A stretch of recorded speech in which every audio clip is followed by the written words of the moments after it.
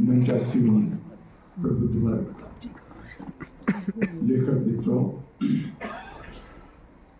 अपनी बात को स्पष्ट कर दूं कि सुभाष जी ने जिस तरीके से मुझे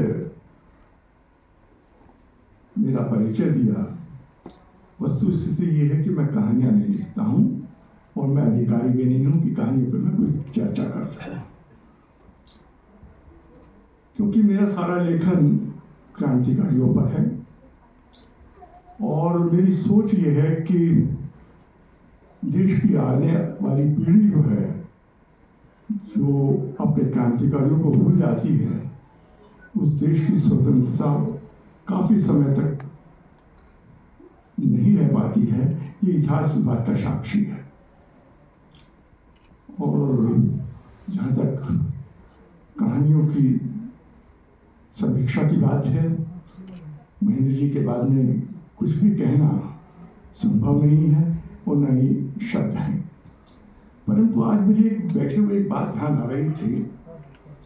लगभग 55-56 बरस पुरानी बात है।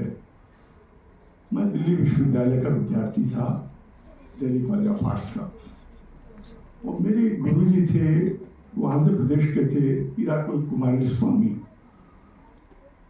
स्वामी जी के यहाँ अज्ञे जी, जो उस समय दिनमान के संपादक थे, और रघुवीर सहाय जो संपादक मंडल में थे, वे अक्सर आया करते थे। और गुरुजी मेरे काश्मीरी गेट दिल्ली में रहते थे। तो एक बार मैंने पूछा अज्ञे जी से कि कहानी किसको कहते हैं। उन्होंने मुझे देखा और स्वामी जी से कहा कि ये आपका स्टूडेंट है, तो आर्ट का स्टूडेंट, मगर सवाल बड़ा अजीब करेक्ट किया इसने। तो जो अज्ञे जी के शब्द थे, उन शब्दों को जरूर मैं दोहराना चाहूंगा। उन्होंने कहा कि देखिए, कहानी उसको कहते हैं जिसमें कथ्य होता है और कुछ तथ्य होते हैं, संवाद होते हैं, और वो संवाद पाठक को उस स्तर तक ले जाते हैं कि वो जो लेखक कहना चाहता है वो पाठक पूरी तरह ग्रहण कर लेता है, उसकी यादों में रहते हैं। अंतिम जो उन्होंने बात कही कि रचना वो कालजयी होती है जो रचना पहले के संदर्भों में भी पढ़ी गई, उसका वही अर्थ पाठक ने निकाला, वो भविष्य में भी पढ़ी जाएगी, वही अर्थ निकाले जाएंगे। और उन्होंने मुझे मिसाल देके बताया कि प्रेमचंद जी की बूढ़ी काकी, प्रेमचंद जी के बड़े भाई साहब, प्रेमचंद जी के ईदगाह, वो कहानियां जीवन को जीने वाली कहानियां हैं। वो पात्र, वो संवेदना है, क्योंकि प्रकृति ने जब मनुष्य को भेजा तो कुछ संवेगों के साथ भेजा है, और वे संवेग ही संवेदनाओं को प्रकट करते हैं, और वे संवेदनाएं कहानी को कालजयी बनाते हैं, और वो कहानी अमर हो जाती है। वो कहानी कभी पुरानी नहीं होती है। तो मैं तो यही कहना चाह रहा था, क्योंकि मैं कहानी नहीं लिखता हूँ, मगर कहानी पढ़ता हूँ और कथा रंग में आता हूँ। तो मैं कथा रंग में जो लोग कहानी पढ़ते हैं, भाई उनसे भी एक बात कहना चाह रहा हूँ कि कथा रंग में सब लोग कहानी नहीं पढ़ने आते हैं, मगर वो कहानी को जीते हैं भाई। अब मैं सुभाष अखिल जी की बात कर रहा हूँ, बेनेट कॉलमैन एंड कंपनी जो नभार टाइम्स छापती थी, टाइम्स ऑफ इंडिया छापती है, इलस्ट्रेटेड वीकली छापती थी, सारिका छापती थी, दिनमान छापती थी, उनसे तबे हुए लोग हैं ये लोग। इन्हें देखिएगा ध्यान से, जब आप आए यहाँ पे केवल कहानी ना सुनिएगा, उन लोगों को भी देखिएगा जो कहानी जिन्होंने जी है, जो कहानी को जानते हैं, जो कहानी को समझते हैं।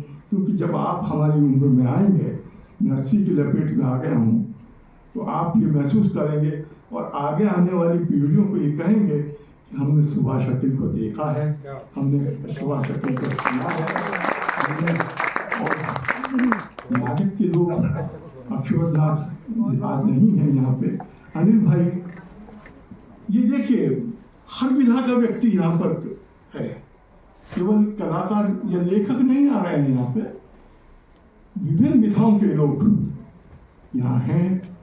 उन्हें देखिए, उन्हें समझिए, उन्हें यादों में रखिए, क्योंकि जो संस्मरण मेरे साथ जुड़े हुए हैं, कितने संपादकों को मैंने देखा, कितने लेखकों को मैंने देखा।